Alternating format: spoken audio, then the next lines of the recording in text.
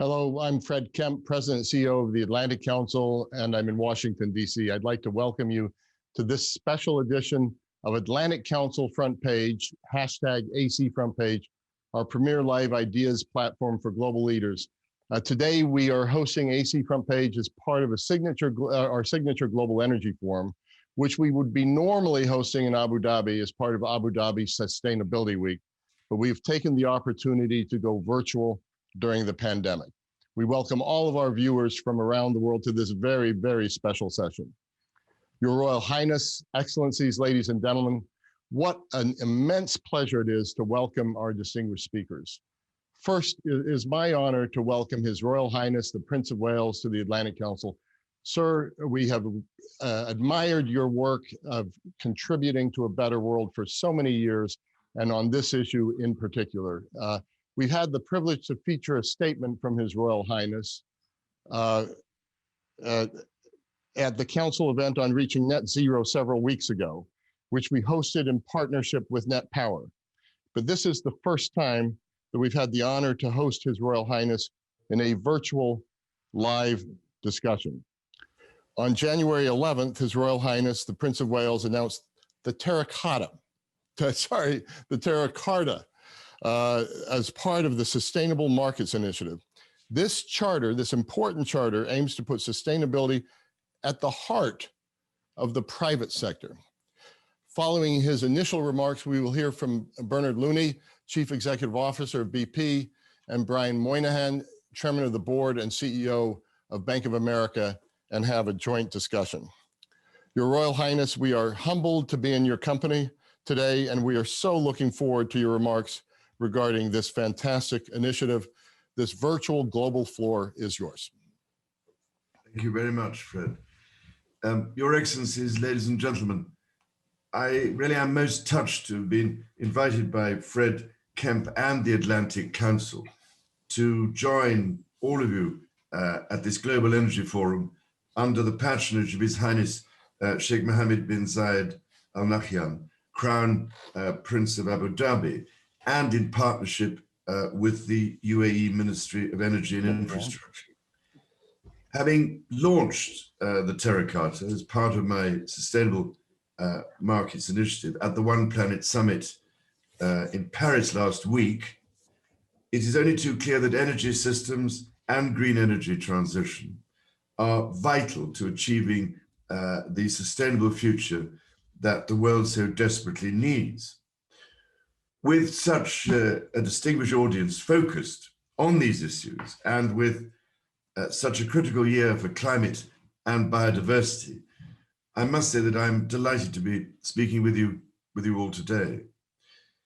Now, in recent years, we have at least made progress in forging consensus on the direction humanity must take and the critical milestones we must meet by the middle of the century. However, consensus, intention, goals, commitments, and targets are only the first steps. The next, although long overdue, must be an extraordinary practical effort to mobilize the financial resources, the technical ingenuity, and institutional innovation required to pursue them. It is this which will determine whether or not our children and grandchildren look back on a series of broken promises, or instead reflect on a tipping point at which the world shifted to a more sustainable, equitable, and prosperous trajectory. Last January, none of us could have anticipated the devastating pandemic which was about to unfold, or its horrifying impact on lives and livelihoods everywhere.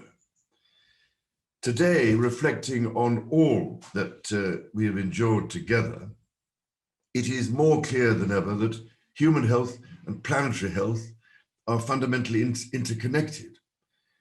We've seen how a global crisis, which affects each and every one of us across all borders and boundaries, can only be addressed with unprecedented levels of ambition, and that necessity, combined with science and transformative levels of resource, can deliver action at extraordinary scale.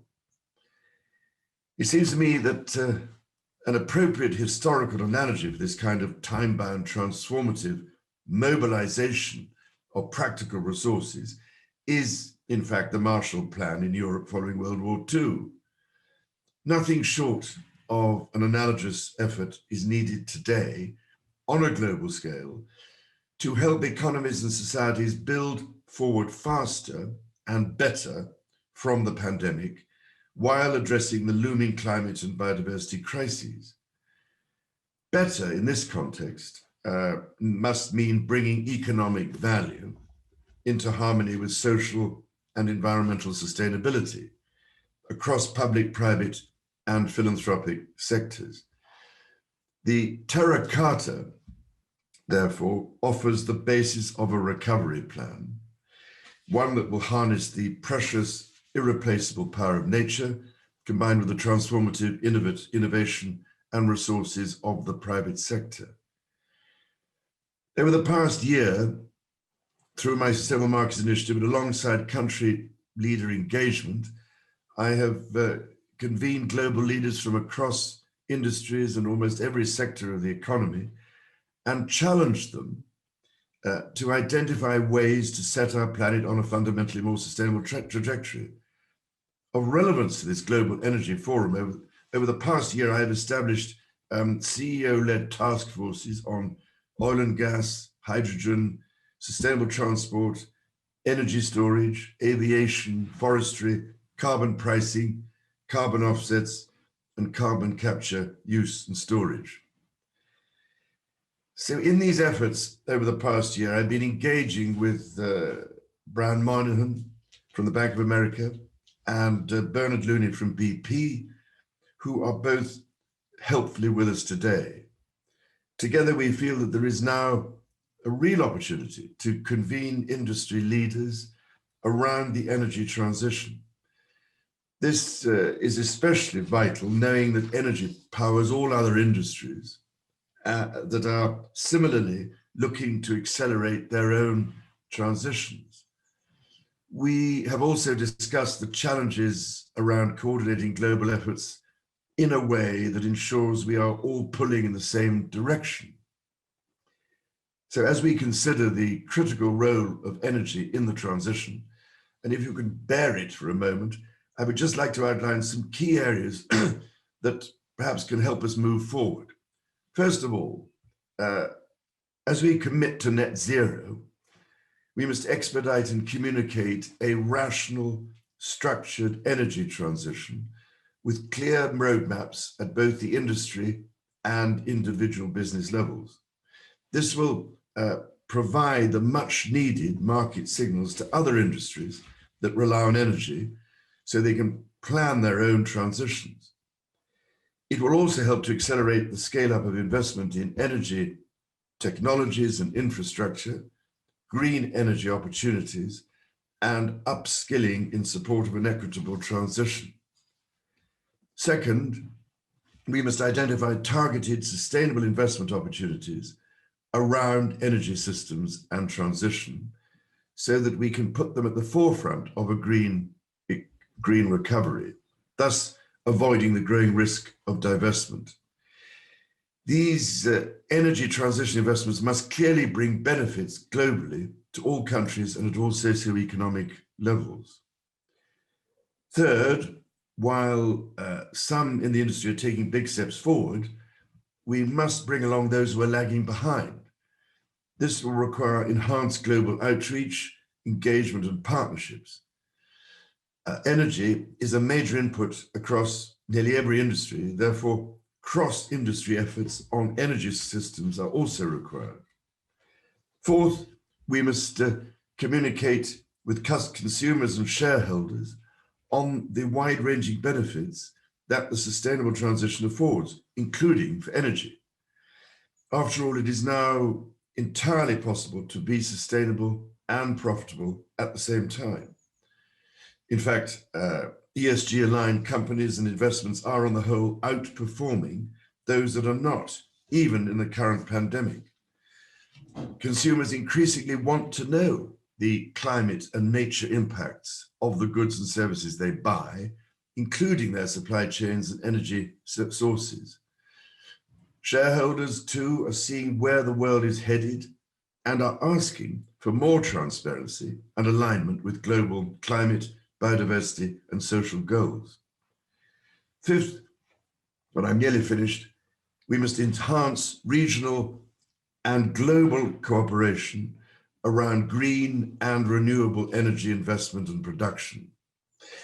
These efforts are not unique to one city, one country, or one region.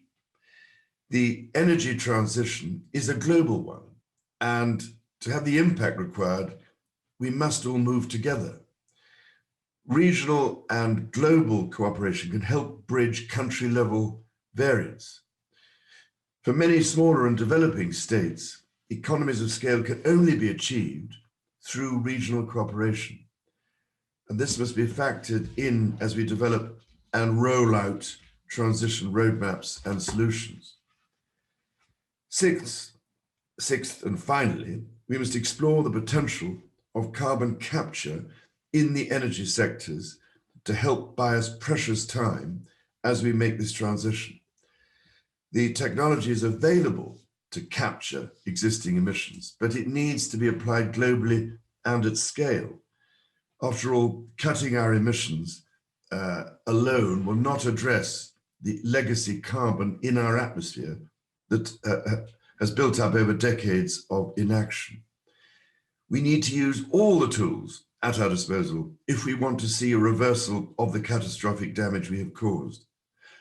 I must say in this regard, I was most inspired to learn recently from Fred Kempe about a company called Net Power, whose breakthrough technology, the Allen-Fetvet cycle, converts natural renewable gas into zero emissions power using carbon dioxide, whilst at the same time lowering the price of energy.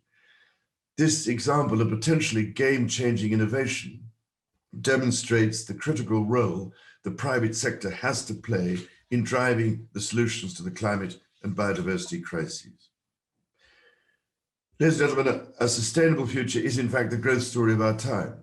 But it is up to us to seize the opportunity it presents.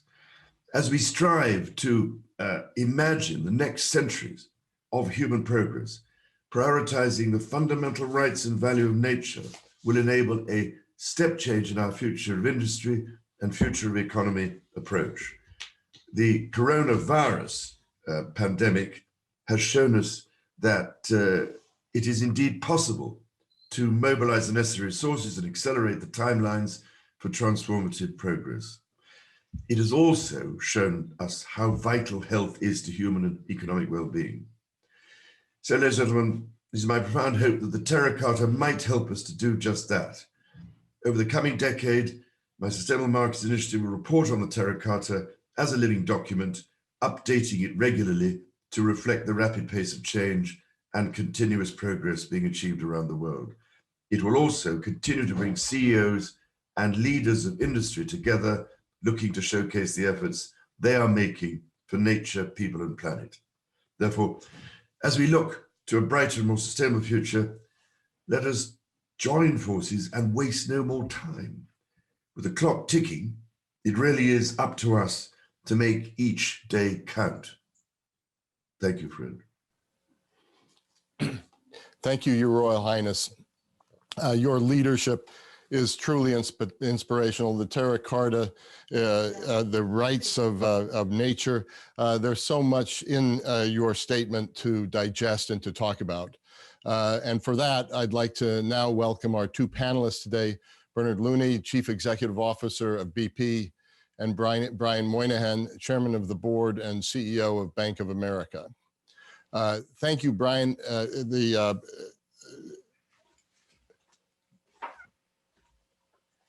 So I'm excited now to dive into, hold on just a second. Let me, my notes here just fell off a little bit.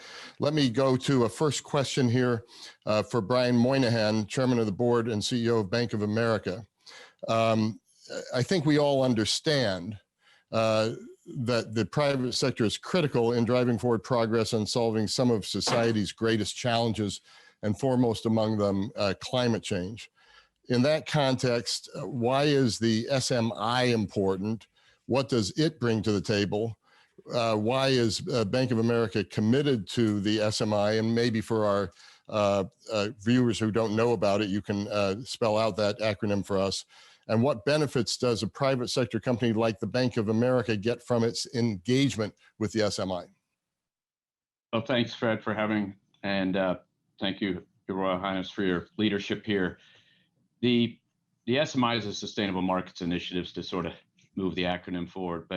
And so implied in that is the idea that we can bring private sector solutions and cooperation among private sector companies, as His Royal Highness spoke about, to help accelerate and drive a just transition that we all need to happen. And so while a company like Bank of America has a $300 billion commitment to help drive a just transition, we are carbon neutral as a company, and many companies have those individual commitments. The idea of the SMI was to bring together groups of CEOs in various industries, and there are 20 CEO groups that will be operational in the next few months. And those CEOs then could compare notes, they could collaborate on things and move faster. They could agree to standards by which they'd be judged in their progress. And that then would allow us to move faster along the just transition lines, and we could move individually. Things like what is a carbon offset and how many are valid and how much investment can go into them and things like that. They're very practical questions that we need to answer as a group of CEOs and a group of industries.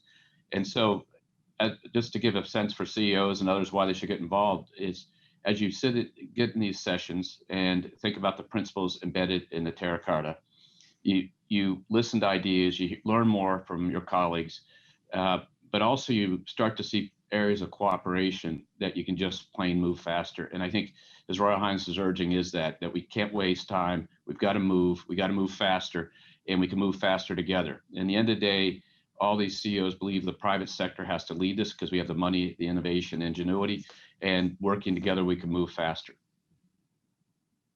Much for that, Brian. Let me go back to what His Royal Highness talked about with the Terra Carta and turn to Bernard, and maybe he can talk about his reaction in general to the Terra Carta and why he engaged in the SMIs. And then Brian, maybe you can follow Bernard in that. So let me pass to you, Bernard, particularly with a focus on leadership as an energy company and the role energy and power companies can and need to play in this Terra Carta. Well, thanks, Fred. And may I start by saying that I'm probably just one of many millions of people who, for I think over 50 years now, have been inspired by His Royal Highness, by his prescience on the environment, by his campaigning, and his deeply held desire. And as Brian said, we all feel it, to bring about change. And I also count my late mother amongst those millions. But it's an honor to share the stage with Your Royal Highness and obviously Brian. Great admiration for Brian. We have the privilege of being on the Vatican convened Council for Inclusive Capitalism together, and Brian's everywhere. He needs to give me some advice on my capacity and my diary. He's involved in so much, so it's great to see you, Brian. The answer, Fred, why do we support the Terra Carta? The simple answer is because it's about doing the right thing, but you would push me on that, and let me expand on it a little bit. We like that the aim is to put nature, people, and the planet at the heart of global value creation. And I'd go further. I'd say we don't just like it, we actually made it our corporate purpose last year. And our corporate purpose is to reimagine energy for people and the planet. And we like the recognition that there doesn't need to be a trade-off between people, planet, and profit. We firmly believe that. We like that it recognizes that each industry and each business or investor charts their own course to a sustainable future. You know, companies that want to go green are at different stages of greening. 50 shades of green, I think Mark Carney said. We all have different challenges. We've different circumstances. We've different barriers to overcome. The commonality is that we need to change. More importantly, we want to change.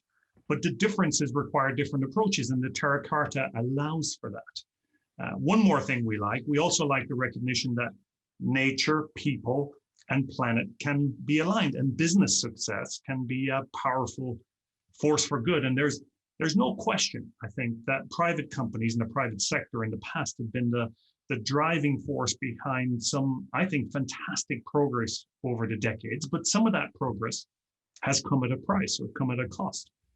And we can do something about that. And that's what the Terra Carta is about, and what His Royal Highness's Sustainable Markets Initiative, as Brian just said, is about. We're a huge supporter of both, founding partner of the SMI. So we're pleased, Fred, to add our voice in this way to what I think is a growing movement for the change that the world needs and increasingly wants. We think it'll help us advocate for the policies that we think are important, like carbon pricing. We think it'll help us with our ambition to get to net zero by 2050. We think it'll help us make a positive difference to biodiversity where we operate.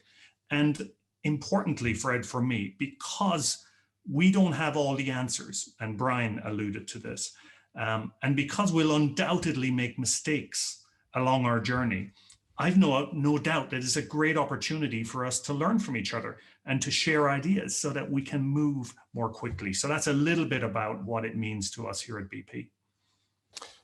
So we're going to go soon into a panel discussion with Brian and Bernard. We're so lucky after His Royal Highness to have a chief executive officer of one of the leading energy and power companies in the world, and chief executive officer of one of the leading global financial institutions. And I'm going to turn back to Brian for his further reflections on the Terra Carta. But first, let me tell you how to submit questions for these two gentlemen. You can submit your questions on Twitter, in my own Twitter account, which is @FredKemp, or on the event app for the Atlantic Council Global Energy Forum. So we welcome you to send in your questions. So Brian, give us a bit more reflection on the Terra Carta and how you see Bank of America partnering with this sort of initiative. Well, I think, the Terra Carta, and having worked with the SMI group to help draft some of the provision stuff, it is important that it is a roadmap. It is a set of principles at the start, but also has very discrete commitments that companies, enterprises, others can make to help drive the just transition as His Royal Highness spoke about. That kind of roadmap keeps us on course in the SMI and others as to what we need to do. And yet behind that, we have to have very practical steps and actually have real commitments and real activities. And so, it is a guidepost. It is comprehensive. It is a set of principles. It balances the idea that we have to deliver what we call the genius that Ann and Bernard spoke about it. We have to deliver profit for our shareholders and deliver success for society, not or. And I think it gives the guidepost and gives people the ability to see the principles apply to it, figure out what their metrics could be under them to show progress, but also as a statement of the private sector in particular, as they sign on to it, and individuals can sign, private sector companies of all sizes. But it's a statement by the private sector that we will drive this transition, which is a critical statement because it has just the sheer capacity of money and talent that the private sector can bring will make this happen. So it's a great guidepost that His Royal Highness has put together. It's a stake in the ground that lays out a comprehensive Marshall-like plan, as he said, but importantly, it leads to discrete commitments that companies and others can make. I think, Brian, that's a really important point, the discrete commitments, which always keep us moving forward. So Bernard, what is BP's role with the SMI, and why were you happy to step up and support the Terra Carta? How does that align with BP's broader sustainability goals? Well, I think it's very aligned, Fred, and I think one of the questions that is on a lot of people's minds is, why should a lot of people out there are wondering why should the world support companies like BP who are in this transition phase? And I think it's a really good question, and I think the Terra Carta and the SMI helps us answer it. But I've seen some criticism recently of, for example, why was BP allowed to sign up to the Terra Carta? Someone else saying that maybe we shouldn't be on the Build Back Better Council here in the United Kingdom because we are, and I quote, one of the biggest polluters. And while I understand that sentiment, Fred, obviously, and I don't really like saying something like this, but I think it misses an important point. And the point is the following. For the world to transition at the pace that it needs to transition, companies like BP must transition. And therefore, it's every bit as important, if not more important, to back and encourage and support companies who are transitioning as it is to back green companies. And of course, we need more solar companies and we need more battery companies. We need more green companies. But as importantly, we need greening companies, companies who have the desire to change, the skills to change, the resources that Brian talked about, and the plans to change. And companies who today maybe are not green, but who have credible plans to become green. And according to the Prince's Responsible Business Network, 45% of the FTSE in the UK are now committed to net zero. But as he said, the plans are just the beginning. And this is really hard stuff, you know, changing from the old world to the new, better world, keeping the world going as we do that, allowing countries to develop while at the same time making the world safer. And that's what we're trying to do. And I have to say it's challenging. And, you know, Fred, must we be held to account to deliver on those plans? Absolutely. Do I understand that some people think our plans aren't sincere? Yes. And our job is to prove that they are sincere and they are real, and we will do that. And that's why we appreciate the support of those who encourage us. And we need that same support from the financial community to invest in greening companies every bit as much as investing in green companies so that we can stimulate that pace of change. And if we're successful commercially, there is a real hope that I think it will make it easier for others to follow. So being part of the SMI and being part of the Terra Carta allows us to have that dialogue and that debate around that stake that His Royal Highness put in the ground.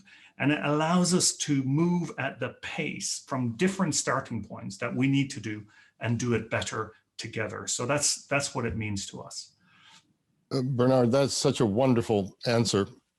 And the term greening companies, I like that term a lot.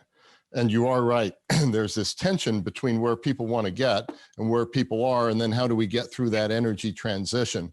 Yes. And you did talk about the financial community. So with that, let me turn back to Brian. It's been a year since the launch of the Sustainable Markets Initiative.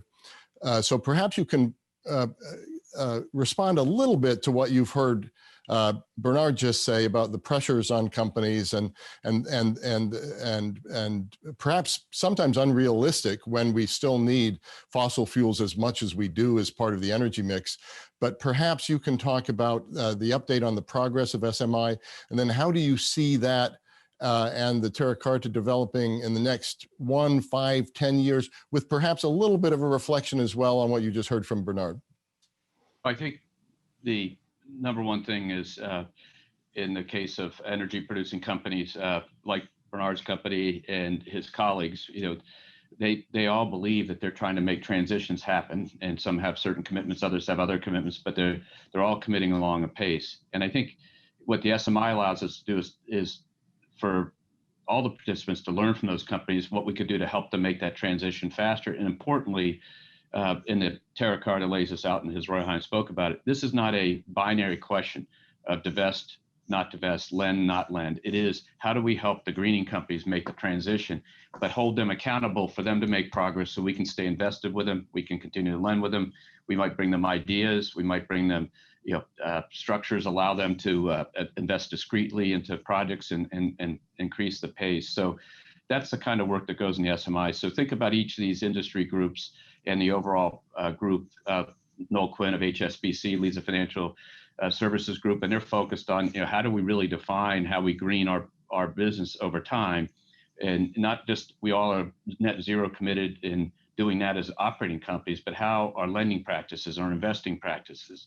The asset management group led by Ron O'Hanley from State Street, same question. How do they get their companies underlying to make the transition so they can stay invested with them, and how do they use their investment power as a carrot and a stick, and how does that really factor through? And then we have the operating companies that are heavily in the business, like Bernard and his colleagues, that we are trying to learn from them, to saying, what do you need us to do? What projects do you have that may not be getting financed the way you might like them, or as financial companies, or frankly, what public sector help you need from permitting and things that could happen and helped us move faster. So that's the practical work of the SMI. So what would His Royal Highness like it to achieve over 1, 5, and 10 years? I think is the ability just to have real commitments that are met, be a do effort, not a think effort. We don't need to come up with we need to come up with new ideas to make action happen, but we don't need to come up with new standards and new metrics. We just need to get going. And then ultimately to be able to prove that the collaboration of a group of companies led by the CEOs has moved faster than it would otherwise move. And when you add up all those movements, it's consistent with the Paris commitments all the societies made, and the United States is re-entering as we speak. And yesterday, President Biden, I almost said President-elect Biden, it's now President Biden, signed his way back into the Paris Agreement as one of his 15 executive orders yesterday. From your perspective, Brian, how does the Terra Carta fit within the framework that you just outlined? And I really like the idea that this is a do effort and not a think effort. Please, how does the Terra Carta fit within this framework? Well, it represents, the statement by a person who's been heavily dedicated to this for 40 to 50 years and has thought through it and listened to a lot of people. And that's what His Royal Highness sort of wrote down. But now it's a living document. And the idea is we have a few hundred signers on, whatever the right word would be, who have joined it. The SMI participants will have signed on and will sign on to it as more people join. But think of it as a set of principles and a set of commitments outlined that ultimately need to be made by the companies. Not every one of them can be made by every company because they're not relevant, but it's a set of guideposts in the beginning, principles. And then secondly, if you go read parts of it, says a company will commit to scope 1, 2, 3 emissions. A company will commit to being carbon net zero. A company will commit to helping the transition. And those commitments, I think, are evidence that if people are going to join this, they better be ready to take action and make commitments happen. So it's a very philosophical document on the one hand, it's a very practical document on the other hand, and it gives us a guidepost to, as people come to the SMI, say, this is what we're trying to do, sign on and help us drive this point. Thank you so much for that. Bernard, why should investors support companies like BP that are in this transition, that are in greening companies? I spoke yesterday to Larry Fink of BlackRock and Khaldun Al-Mubarak of Mubadala. And obviously, particularly Khaldun Mubarak of Mubadala, they're in a country that still has a lot of fossil fuels and is going to be producing them, and we're going to be using them for many years to come. We just had a conversation with Hunter Hunt where he thinks prices are going to be incredibly volatile, between $35 and $100 over the next years. But as investors are being moved by ESG standards and by social expectations, how does BP manage that, and why should investors be with you? And some would say it might be just easier to support some small renewables companies that are bubbling up. Well, I think it's a great question, Fred, and I think there are many parts to it. But let's start with the basics, and that's the fact that the world has a finite carbon budget. It's running out, and we get that, and that's why we're transforming our company. And what we offer to our shareholders is we believe that we can offer a very stable income over the next several years, and we believe that through this transition, in the long run, we will create a lot of values for our shareholders, because it aligns with what society wants and needs. Today, in many parts of the world, society needs oil and gas because it is such a huge part of the energy system, but it doesn't necessarily want oil and gas. It needs it, but it doesn't want it. And I think for us to be sustainable, we must give society what it both needs, but also what it wants. So let's ask ourselves the question, what does it want? Well, what it wants is it wants energy that has three descriptors to it. It wants energy that is affordable, it wants energy that is reliable, and it wants energy that is clean. And our strategy to transform ourselves from an international oil company into an integrated energy company is about that very simple basic point. And that is about giving customers, that can be individual customers, it can be corporates like we've done with Microsoft, with Amazon, it can be with cities. We provide this service to over 100 cities in America today. It's about providing customers with what they want: clean, reliable, affordable energy.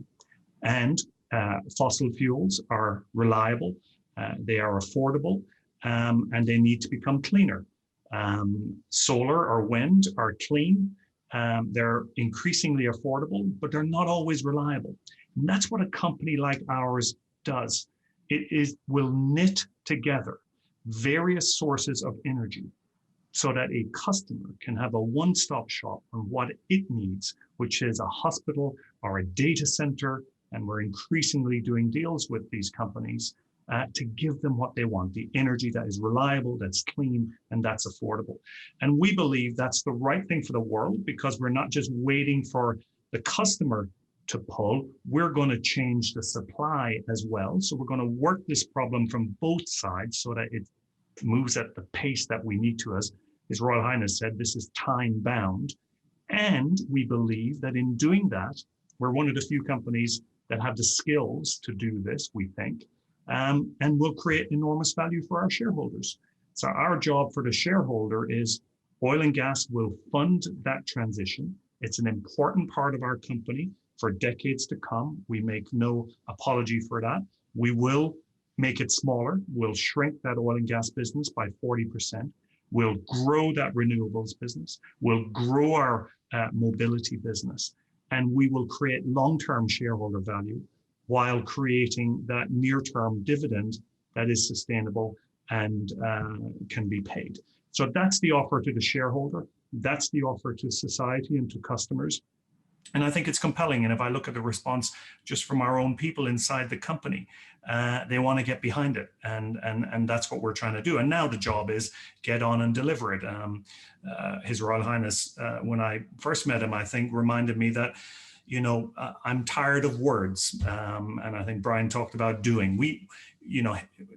Enough talk, we need to crack on and deliver. And that's what we're going to do as BP. We need to now execute on that strategy and demonstrate to all stakeholders, our employees, our shareholders, and society, that it creates value for all of them. And we believe that we will do that over the coming years. So Bernard Looney, Chief Executive Officer in BP, that was a wonderful answer and really interesting information within that in terms of how much you're going to be shrinking the fossil fuel portion of this, moving on to mobility, moving on to other businesses. That's really fascinating. I wonder, Brian Moynihan, whether you can address that same question, because you're talking to investors. Why should investors continue to support the greening companies, and how should they think about renewables? And then as part of that, how do you see yourself, and how does Bank of America see the role of oil and gas in a net zero world? Well, let's remember that we, like Larry, we have a $3 trillion+ investment base in our company, and we also have the #1 research platform in the world. And as His Royal Highness spoke about earlier, that our research has shown, and the team has been working on it for a number of years, that if a company is not following ESG and not delivering both profits and purpose and delivering among the dimensions that are embedded in ESG principles, if you avoid those companies as investor, you can avoid 90% of the bankruptcies that occurred over the last couple of decades. That holds true of US companies, European companies, and Asian companies. So if I'm an investor out there and our research platform is telling you, avoid these companies because they're not making the transition that Bernard described or other elements, that then will lead your shareholders away from you because it's provable. There are other studies that also prove there's outperformance, and in fact that is something that's proved. There's more argument about that sometimes, but the reality is there's very little argument about being able to prove the underperformance that companies aren't making progress. And it's the reason why is relatively obvious. Your customers are not going to stick with you, your employee, you're not going to get the talent, and ultimately that's going to affect your shareholder competency. So there's an investor side of this. And also we have to remember as banks over time, we're going to have to think through if a company doesn't have plans to make the transition, will they be attractive to their customers and employees and their shareholders, and therefore will they be successful? So we have to think about how we have to assess that as part of our risk management and underwriting capabilities. So as a lender, we have it. And so what the pitch we make to the companies, you can come at it as a carrot or a stick. You can come at it as it's going to be good, good for society and good for your brand and good for your teammates and good for your customers. Or we can come at it with a stick, which is if you don't show us a plan to make progress, it's going to be a hard time to stay with you against a group of, say, 15 companies in the industry, 14 of which have a plan and 14 of which are making progress. And you're not, the money will shift to the 14 and away from the 15th one. And so this is you can come at it either way, and you come at it as a very practical matter. This is what the investor base in the world is telling us today, where they want the money to go. That's why you're seeing ESG funds emerge. That's where you're seeing specific requests to do it. And the last point I'd make is because of technology, we can create a portfolio that does will track at index and exclude very specific stocks down to $5,000 portfolio. It doesn't, a decade ago that'd have been harder, and 2 decades ago even harder. So now the question is, the principles that people want to invest by, the technology allows them to do it. And so companies can think about that as a carrot or a stick. Am I doing it for the right reason? I hope so. That'd be the right answer. But if you really want to know, you're going to lose investors. You're going to lose market share. You're going to lose, and ultimately your profits won't be there. So I think that's a very practical expectation. Now, when we look at us as an operating company, that's a different question. We are net zero already in our company in terms of how we operate. We are the largest investor. We have a $300 billion environmental commitment with one of the largest investors in renewable energy in the United States, and we keep driving that. These are things we do as a very practical matter to continue to reduce our emissions, continue to help other people reduce theirs, and ultimately, under the sort of the scope 3 type of thought process, how do we start to judge our underlying operating companies that we lend to or invest in?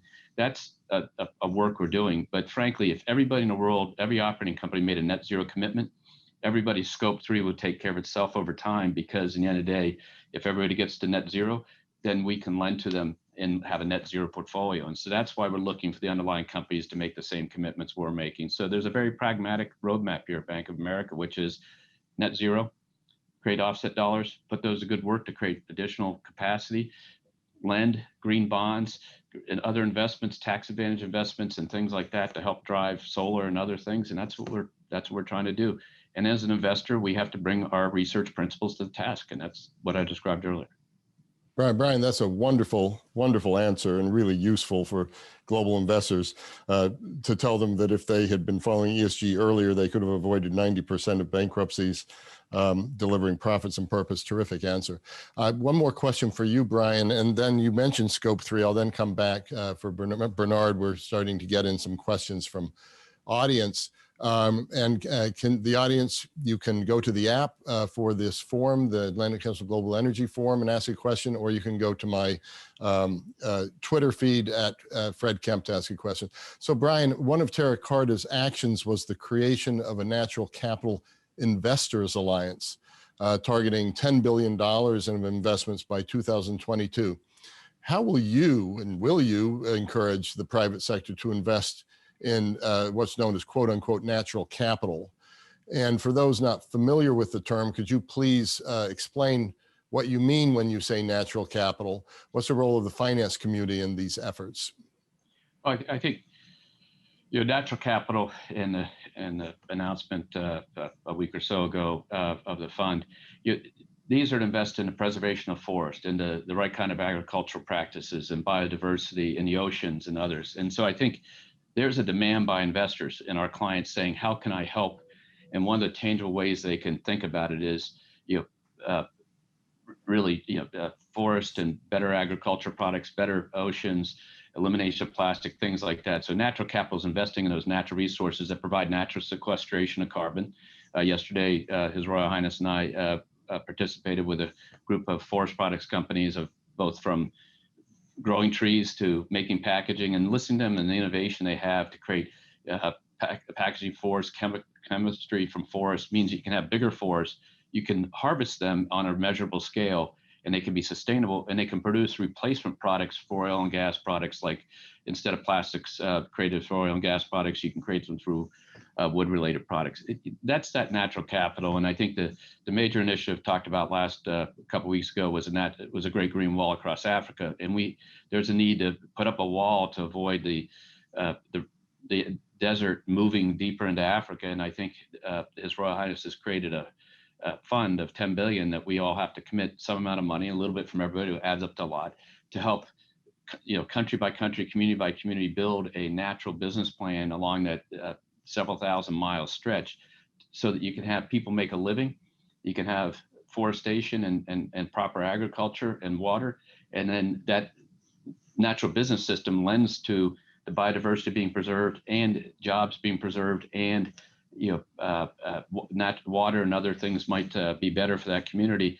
That's a tremendous challenge, and $10 billion is part of what's needed. They need $40–50 billion immediately to do it. So, countries and others will have to make commitments, but it's a major step. But the idea of preserving that natural sequestration capability and doing it the right way will help the overall emissions position of the world. Thank you so much, Brian. Bernard, this one comes from our audience. It comes from S&P Platts, Chris Midgley. And the question is, Repsol committed to be net zero, including scope 3. Who should be responsible for scope 3, consumers or industry? And what is BP's plan to include scope 3? And also, because not all of our audience viewers know what scope 3 is, perhaps you can start by telling them that. Very good. Well, thank you, Chris, for the question, and it's a great one. And I want to clarify where we are on this, because it is, I think, a unique part of the commitment, the net zero commitment that we have made, and I think a very positive one.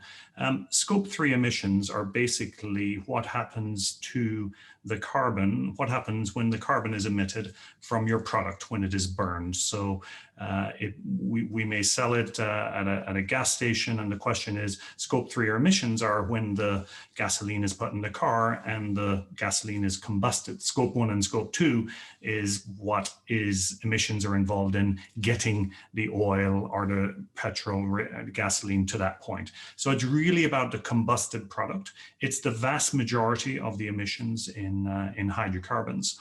What we said on February the 12th, when we laid out our net zero ambition, was the following. Every year, BP produces somewhere between 2–2.5 million barrels a day of oil and gas. That's the oil and gas that we are uniquely digging out of the ground, and we may not sell it all to a customer, but that's what BP is involved in adding to the system. When that product is burned, that 2–2.5 million barrels a day of oil and gas is burned, it releases over 400 million tons of carbon dioxide equivalent each year. We said we will take that to net zero. This is a hugely important step, because what matters, what happens when the oil and gas is combusted. That's where the real emissions come. And we've said, if we take what we enter into the atmosphere and assume it's combusted, which it is somewhere along the chain, not always by us, but by somebody, we will take that to net zero. And I think this is what's really important. It's about absolute emissions reduction. It's about taking that number of 415 and taking it to net zero. So we think it's a hugely important part of what the world needs. The world needs absolute emissions to fall. We also have an intensity metric, but we're really focused on the absolute emissions. And if everyone took their absolute emissions to net zero, as Brian said, it would be problem solved. Not easy, of course, but that's what we've set out to do. And we've set interim targets now by 2030, where we say that number will be around 35% reduction. So we're all over this. We absolutely acknowledge scope 3. We've defined it as what we add to the system, and it's the combusted product that is that 415 million tons, and we will take that to net zero. And that is what I believe the world needs. Thank you so much for that. So we're lucky enough to be able to go back to His Royal Highness in 2 minutes. Let me ask a final question for each of you, and keep your answers short, and then we'll go back to His Royal Highness to close this session for us with his observations on what he's heard. We've talked a lot about the power of partnerships and SMI, Terra Carta, a great example of that. Talk to us briefly about why do partnerships matter for addressing climate change, perhaps with one example of what demonstrates that.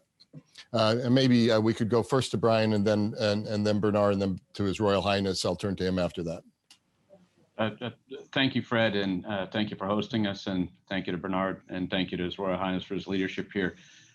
It's been an honor to be the chair of the SMI here. And just to give you, I'm going to give you a very practical question. We had a aviation group meet, and we talked about sustainable aviation fuels. And because we had people in that room that heard what people were doing, and they actually had installations and it worked, and they were building facilities, we could have other people commit to buy that fuel. And we're trying to work to get another facility built inside the United States to deliver sustainable aviation fuel. So that happened because of the interface between people who knew the sustainable aviation fuel market and people who use aviation fuel in their fleets and others.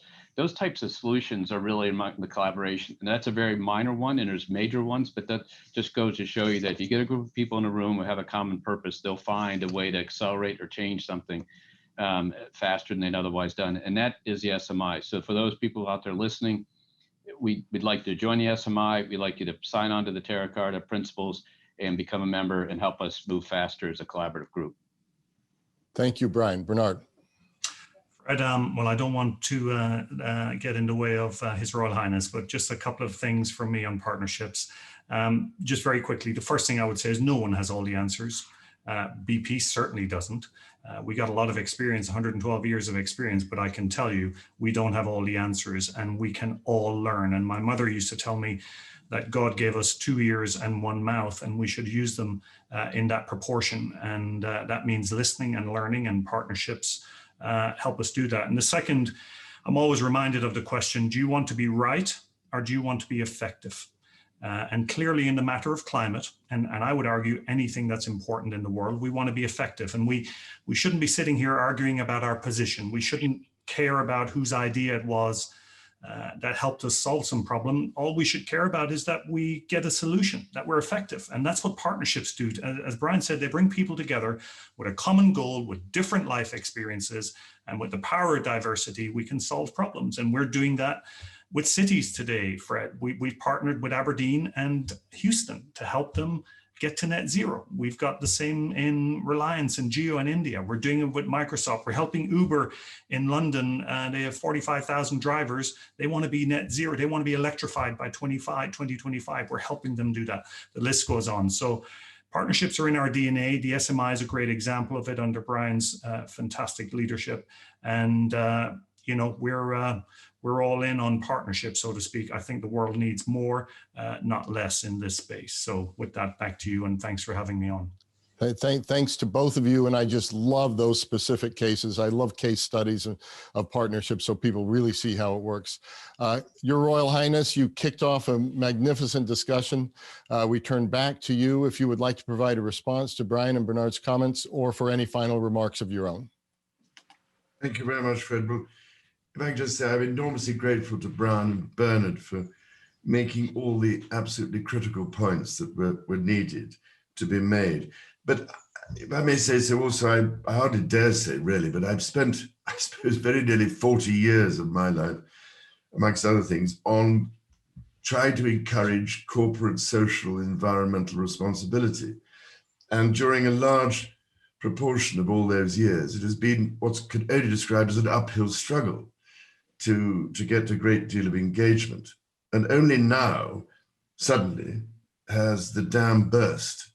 And I now find myself being approached by all sorts of people wanting to work with us on these absolutely crucial matters we've been discussing.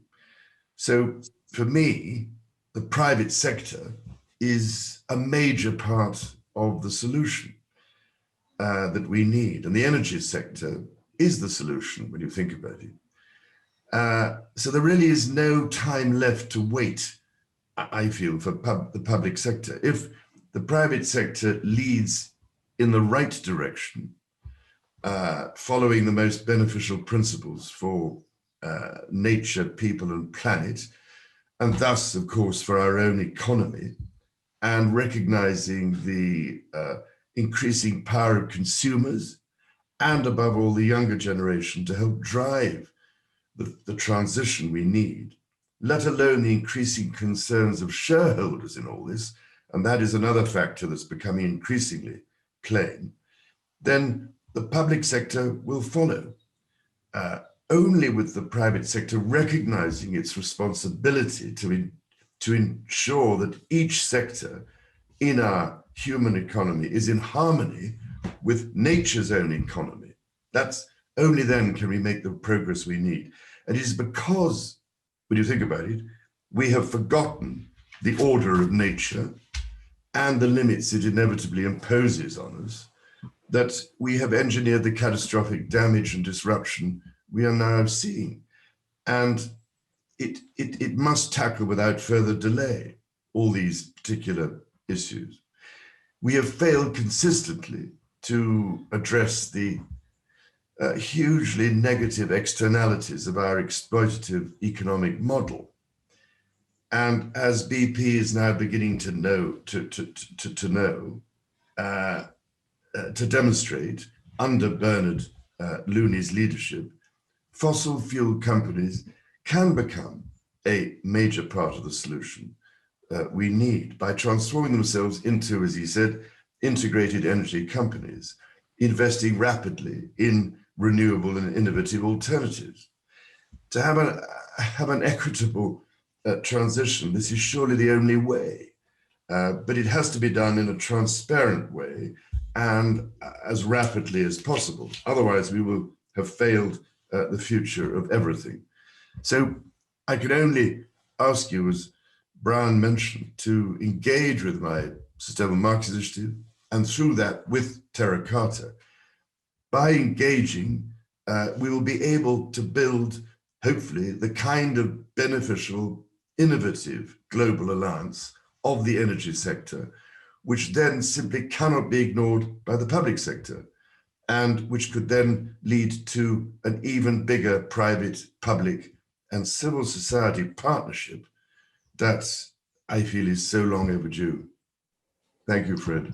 Your Royal Highness, that was just the most fitting close I can imagine to such a rich discussion. Your quote, "Only now has the dam burst," and it has burst indeed with the public sector coming along. You see now with former Secretary of State John Kerry now being the special envoy for President Biden. Your 40 years of work, Your Royal Highness, are greatly appreciated and are now paying off, I think, in a significant way.